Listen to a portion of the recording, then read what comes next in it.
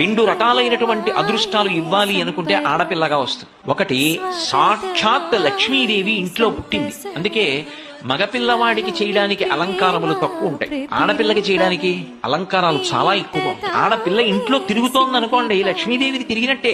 ఒకటి, ఆ పిల్ల పుట్టిన వేళ, ఆ పిల్ల తిరిగిన వేళ సాక్షాత్ లక్ష్మీదేవి ఇంటికి వచ్చిందని గుర్తు. రెండు, ఆడపిల్ల పుట్టింది అంటే ఆ పిల్లని ఎక్కడికి చేరుస్తున్నారు? ఎవరో ఓ పేరున్న వాడికి కాదు ఇస్తున్నది, సాక్షాత్ నారాయణ స్వరూపాయ పరాయ.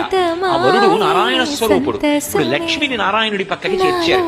ఆ చేర్చిన కారణం చేత ఏమైంది? 10 తరాలు తర్వాత వచ్చి 10 తరాలు నా ముందున్నది, నేను ఒక తరం, 21 తరాలు ఉద్ధరింపబడ్డారు, ఉన్నత లోకాలకి వెళ్ళారు. ఏది మగపిల్లవాడి విషయంలో చూపించగల ప్రమాణం? అలా చేయగలరా?